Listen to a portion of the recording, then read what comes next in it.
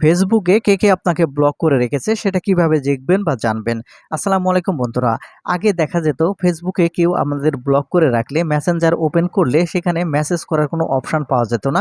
এক্ষেত্রে আমরা খুব সহজে বুঝতে পারতাম যে মেসেঞ্জার বা ফেসবুকে আপনার সেই বন্ধুটি ব্লক করে রেখেছে।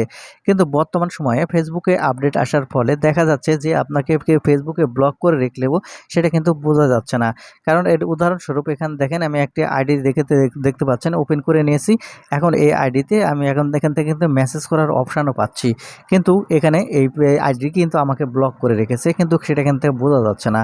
তাই এই ভিডিওটিতে আমি আপনাদের দুটি উপায় দেখিয়ে দিব। এই দুটি উপায়ের মাধ্যমে আপনারা কিন্তু খুব সহজে বুঝতে পারবেন যে আপনাকে ফেসবুকে কে ব্লক করেছে।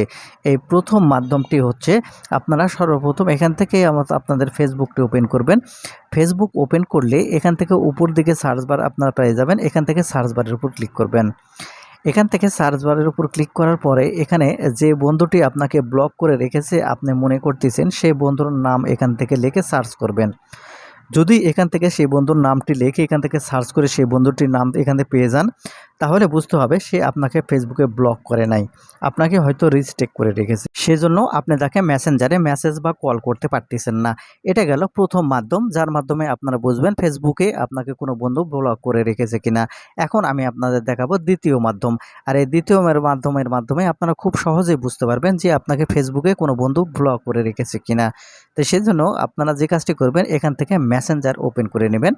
এখন মেসেঞ্জার ওপেন করে নিলে যে বন্ধুটি আপনাকে ব্লক করে রেখেছে আপনি মনে করতেছেন সে বন্ধুটির আইডি এখান থেকে ওপেন করে নেবেন।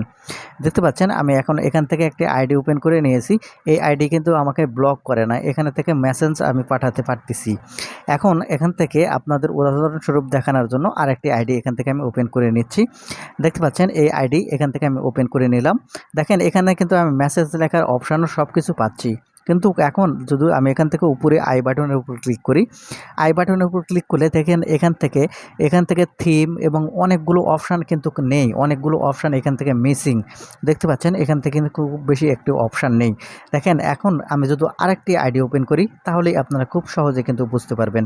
দেখতে পাইলেন যে আইডিটি আমাকে ব্লক করেনি সেই আইডি এখান থেকে যদি আমি ওপেন করি দেখতে পাবেন।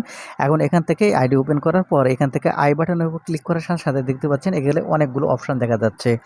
এখানে আপনারা দেখতে পাচ্ছেন থিম, আরও অন্যান্য অপশানগুলো কিন্তু এখানে শো করছে, এখানে দেখাচ্ছে। কিন্তু আগের যে আইডি আমি আপনাদের দেখালাম সেই আইডিতে শুধু এই কয়েকটি অপশান দেখাচ্ছে। তার মানে এখান থেকে বোঝা যাচ্ছে খুব সহজে যদি এই আইডিগুলো এখান থেকে থিম যদি না থেকে থাকে তাহলে আপনাকে খুব সহজে বুঝতে হবে যে আপনাকে মেসেঞ্জারে বা ফেসবুকে সেই বন্ধুটি এখান থেকে আপনাকে ব্লক করে রেখেছে। দেখেন আবারও আমি সেই আইডিটি ওপেন করলাম। এখানে আপনারা দেখতে পাচ্ছেন যে থিম বা অন্যান্য যেগুলো অপশান সেগুলো কিন্তু এখানে নেই। অর্থাৎ আপনাকে এইভাবে বুঝতে হবে যে আপনাকে মেসেঞ্জারে এই বন্ধুটি আপনাকে ব্লক করে রেখেছে যদি থিম এই অপশানগুলো না পান।